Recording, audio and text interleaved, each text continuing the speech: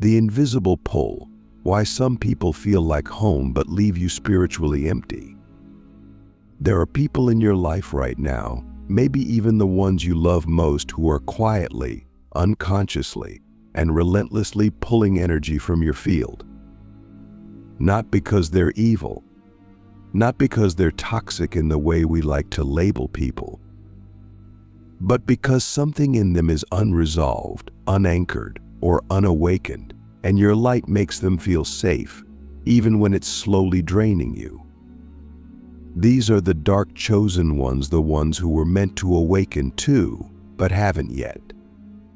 And because they haven't fully anchored into their own power, they unconsciously plug into yours. You won't see cords. You won't feel fangs. What you'll feel is fatigue, fog, guilt, a strange heaviness after you leave their presence. And still, you'll go back. Why? Because they don't look like energy vampires. They look like your friend, your partner, your client, your healer, your mentor, your parent, even your child. And yet, when you're around them, your energy doesn't expand, it collapses. The first type is the rescuer reflector. This is the person who constantly comes to you in crisis. They don't scream. They don't rage. They lean in, quietly, softly, with a story about how lost they are, how broken they feel, how no one else understands them like you do. At first, it feels noble to hold them. You feel your heart open. You feel your purpose activate. You say to yourself, I was sent here for this. But over time, you start to realize they're not here to rise. They're attached to the identity of being rescued. They don't want transformation. They want attention. And you've become their spiritual oxygen tank. The problem is, they're not trying to hurt you. They're trying to survive. But you're not their savior. You're their mirror. And your light makes them feel safe without ever demanding they wake up. So they stay. And you shrink, slowly, silently, until you feel like your energy has been siphoned into an invisible well of helping that never turns into healing. The second is the subtle saboteur. This one is trickier. They support you, but only to a point. They like your power, as long as it doesn't outshine theirs. They clap when you win, just not too loudly. They say they love your growth, but they question your intuition just enough to make you feel unsure. They believe in you, kind of, but their energy carries a subtle undertone of doubt, and you feel it. You start second-guessing your decisions. You soften your expression around them. You lower the frequency of your language so they don't feel left behind. You stop celebrating so big so they don't feel small. And little by little, your field contracts. Not because they attacked you, but because their unresolved insecurity wrapped itself around your expansion. You didn't notice it at first, but now every interaction leaves you feeling off, dimmed, confused, and worst of all, guilty for even thinking they could be draining you. Because they're not mean, they're not loud, they're just not clear, and your nervous system is paying the price. Then comes the third, the energetic dependent. They don't ask for help. They don't need fixing. They just show up, often, always, without invitation, but always with a need for your presence, your insight, your calm, your frequency. They're not in crisis. They simply don't know how to be okay without you. And you'll notice this one. Because when you try to set a boundary, you feel a spiritual pull like you're abandoning them. You start saying yes when you mean no. You start taking calls even when you're drained. You feel this quiet pressure to just be available because you know your energy does something for them that they haven't yet learned to do for themselves. And here's the hardest truth: the more you show up for them, the less they evolve. Because your presence becomes a crutch, a comfort, a substitute for their own alignment. And you become less and less available to yourself. This is how the dark chosen ones work. They don't steal your energy with intention. They invite your energy to leave you willingly. They seduce your empathy, your loyalty, your light. And because you're a chosen one, you say yes. Not because you're weak, but because you're wired for connection, for healing, for service. But what if I told you that your empathy, unprotected, is the gateway for spiritual erosion? What if I told you that your compassion, when misdirected, becomes the most dangerous weapon against your own evolution? And what if I told you that some of the people you are most loyal to are not evil, but they are anchoring you to a timeline you already outgrew? This is not about cutting people out. This is about seeing clearly. Because when you see clearly, the energy shifts automatically. You stop pouring by default. You stop softening your signal. You stop pretending you're okay with being the energetic parent in every interaction. You reclaim your field. And the moment you reclaim your field, the distortion either transforms or it disappears. So ask yourself, who feels like a subtle drain in your life right now? Who do you feel obligated to please, soothe, support, or carry without ever actually being asked? Who do you feel strangely tired around, even though nothing bad happens when you're with them? These are not random relationships. These are contracts, silent energetic agreements that were born from your old self. And unless you consciously renegotiate them, they will keep pulling your life force into a vortex of energetic imbalance. In the next part, we're going to explore 4 more energies, the ones that hide behind wisdom, behind intimacy, behind family, and behind community. These aren't just draining relationships. These are sacred decoys, people who carry the appearance of alignment, but who are unconsciously anchoring your old frequency through proximity, familiarity, and unspoken emotional contracts. One of them might even be you. Sacred decoys, how familiar love and spiritual camouflage keep you bound to energetic contracts you never signed. There's a kind of energetic drain that doesn't feel like theft. It feels like home, like safety, like kinship.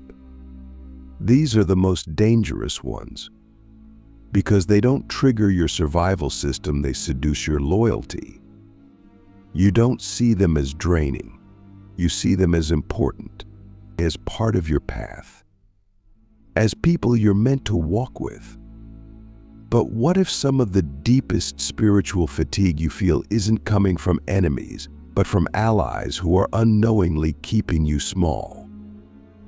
The 4th type is the wounded elder. This one is often older than you, not necessarily in age, but in spiritual language. They've been on the path longer. They've read more books, attended more ceremonies, achieved more notoriety. And at first you look up to them. You defer to their experience. You listen to their guidance. But something in you starts to shrink when you're around them. Not because they're attacking you, but because they are subtly invested in staying above you. They offer wisdom, but not space. insight, but not equality. They remind you gently what you still have to learn. And while you nod your head, a quiet voice inside you whispers, "But I already know who I am." You try to speak from your knowing, but they reframe it. You try to shine, but they redirect it. You try to rise, but their presence carries an unspoken message: "Stay under me." This is not ego, it's ancestral, hierarchical. A distortion of mentorship rooted in unhealed power dynamics. And you will feel it in your body like a slow collapsing of the chest, a quiet choking of your voice, a dimming of your inner flame. They are not malicious, but they are afraid of your rise. Because your rise reminds them of the part of themselves they stopped evolving decades ago. The fifth energy is the familial anchor. This one is the most emotionally complex because it's often your parent, your sibling, your spouse, your child. They love you. They want the best for you. But they don't know how to love the version of you that no longer fits in the family story. You start changing and they get uncomfortable. You speak differently and they say you've changed. You set boundaries and they say you're cold. You stop playing the role they assigned you, and suddenly you're the villain in the story you spent your whole life trying to save. And what do? You compromise. You soften. You translate your light into language they can digest. You visit and leave feeling drained for 3 days. You shrink just enough to stay in the family. But here's the truth. You are not obligated to carry the emotional weight of a system you were born into, but no longer belong to energetically. Love does not require energetic distortion, and loyalty is not proven by self-abandonment. If your family cannot hold your evolution, they are not rejecting you. They are rejecting the invitation to grow with you. You are not the problem. You are the activation. And your freedom is not betrayal. It is permission. Then comes the sixth, the spiritual mirror. This one is often your friend, your peer, your co-creator. You met them on the path. You walked similar initiations. You built a connection rooted in awakening, in depth, in truth. You've had hours-long conversations, shared ceremonies, held space for each other's pain. And then something shifts. You keep growing. They don't. You keep evolving. They stay where they were when you met. And they begin to subtly resent your expansion, not outwardly, but energetically. They start offering unsolicited advice just enough to make you question your clarity. They become strangely quiet when something great happens for you. They begin to mimic your work, water down your words, and post versions of your truth that don't fully land but still echo your voice. And you feel it. The energetic entanglement, the unspoken competition, the silent drain of being watched but not witnessed. And here's the hard pill. Not every soul you awaken with is meant to walk with you when you fully activate. Some were only meant to be mirrors for a season, not companions for the mission. And if you keep them on the path out of nostalgia, your field will pay the price. The seventh is the one no one wants to name. The compassionate enabler. This is the person who sees your pain, but not your power. Who validates your wounds, but never challenges your avoidance. Who listens deeply, but never reflects your highest self back to you. On the surface, they are kind, safe, loving, but underneath, they are invested in your stuckness. because your pain makes them feel needed. Your confusion makes them feel wise. Your processing gives them purpose. And you start to realize they don't actually want you to heal. They want you to keep needing them to process the same loop over and over. And the moment you find clarity, they become uncomfortable. The moment you set a boundary, they become offended. The moment you say, "I don't need to talk about this anymore," they disappear. Why? Because they were never holding space for your freedom. They were holding space for their role in your story. And if you no longer need them, they don't know who they are. All of these people, every single one, are not evil. They are not enemies. They are simply entangled. And you're the plug, the power source, the field they've unconsciously connected to, because your energy offers something they haven't yet remembered how to generate on their own. But here's the truth most chosen ones avoid. You are not required to be anyone's power source. Not even for those you love. Your light is not a utility. Your presence is not a spiritual service. And your love is not a contract of energetic sacrifice. So ask yourself now, who do I protect more than I protect my own clarity? Who do I walk on eggshells around just to avoid confrontation? Who do I nourish while quietly starving myself? These people are not villains. They are mirrors of your old identity. And until you release the need to be their source, you will never become your own. In the final part, we'll go beyond the list. We'll explore what it truly means to untangle from these energies, not through blame, but through energetic sovereignty. You'll learn how to clear your field without cutting people out, how to hold compassion without leaking, and how to walk through the world without unconsciously feeding the very systems you came here to dismantle. Sovereign frequency, how to reclaim every fragment of your energy without losing the ones you love. Now we arrive at the most important part of this journey, the reclaiming, because awareness is only the beginning. Real power is not in naming the drain. It's in closing the loop.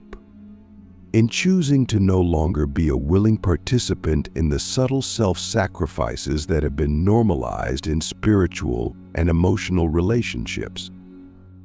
And yet, here's the paradox. You don't need to cut people off to reclaim your energy. You need to cut the frequency cords that keep you bonded to versions of yourself that no longer exist. You begin with one powerful truth. You are not responsible for how others respond to your alignment. This is where most of us leak. We awaken, we evolve, we rise in frequency, and then we look around at the people we love and start dimming again. Maybe not in words, but in tone, in posture, in presence. We downplay our clarity to protect their confusion. We soften our power to avoid triggering their insecurity. We filter our truth to make sure it still feels digestible. And we tell ourselves this is love. But it's not love. It's energetic guilt. And guilt is not sacred. It is a program. To reclaim your energy, you must first forgive yourself for the ways you've self-abandoned to be understood. You must recognize that every time you said yes when your body said no, every time you held space when your field was empty, but every time you tolerated distortion out of empathy, you were reinforcing the very loops you came here to end. But the moment you see it, you can shift it, not with force, not with rebellion, but with clarity. Clarity is the most unshakable frequency you can emit. Not anger, not boundaries rooted in defense, but neutral, embodied clarity. Clarity sounds like, I love you, and I'm no longer available for this pattern. Clarity sounds like, I'm no longer the version of me that needs to be needed. Clarity sounds like, I'm willing to disappoint your expectations if it means honoring my evolution. And when you speak from that place without charge, without apology, without shrinking, you don't just protect your energy, you liberate theirs. Because here's the truth, the people who drain you are not only pulling from you, they are trapped in an unconscious loop that your field is enabling. And when you remove the plug, when you stop feeding the loop, they are forced into one of two paths, evolution or exit. And both are sacred. If they evolve, you rise together. If they leave, you create space for aligned resonance to enter. Either way, you win. Either way, the truth wins. The next step in reclaiming your energy is energetic hygiene. This is not a ritual, it's a lifestyle. It means becoming radically aware of where your essence is going daily. After every conversation, ask, did I leave this interaction more full or more fragmented? After every call, every session, every visit, ask, did I expand or did I empty myself? Make this your new spiritual currency, not how much you give, not how much you're praised, but how intact your field feels after every exchange. You don't need to sever ties to protect your field. You just need to stop overextending beyond your authentic energetic capacity. That means learning to say no, not with guilt, but with grace. That means learning to stop checking in on people when you feel obligated and instead check in with yourself. That means learning to stop being everybody's anchor and start being your own. And yes, people will react. Some will withdraw. Some will guilt trip. Some will accuse you of changing. And you know what? They're right. You have changed. You've stopped leaking. You've stopped performing. You've stopped translating your truth into frequencies that no longer serve your soul. And that's not selfish. That's sovereignty. Because here's the deepest truth of all. You don't owe your past self a lifetime subscription to outdated relationships. You don't have to keep playing roles you've outgrown just because someone else is still attached to that version of you. You are allowed to evolve. You are allowed to outgrow people. And you are allowed to do it in love. Energetic sovereignty is not about isolation. It's about resonance management. It's about becoming so clear in your own frequency that anything out of alignment either upgrades or exits. And you don't need to force it. You just need to hold your field. You hold your field by committing to stillness more often than noise. You hold your field by choosing rest, even when your ego wants to prove. You hold your field by surrounding yourself with people who don't just see you, but who reflect the version of you you're becoming, not the one you've already outgrown. This is how you stop bleeding your energy into unconscious contracts. You don't battle, you don't ghost, you recalibrate. You become so attuned to your own signal that anything draining becomes immediately obvious, not because it's wrong, but because it's not you anymore. So ask yourself now, what version of me am I still performing in order to stay connected to someone who no longer sees my truth? What part of my light am I dimming just to maintain peace that isn't even real? What would shift if I stopped managing everyone else's comfort and started honoring my own clarity as sacred? This is not about judgment. It's about alignment. This is not about superiority. It's about authenticity. You are not better than those who drain you. You are simply no longer matching their frequency. And the moment you stop matching a frequency out of habit, loyalty, or fear, you free them to find their own. That's the highest form of compassion there is. In the final part, we will take the journey full circle.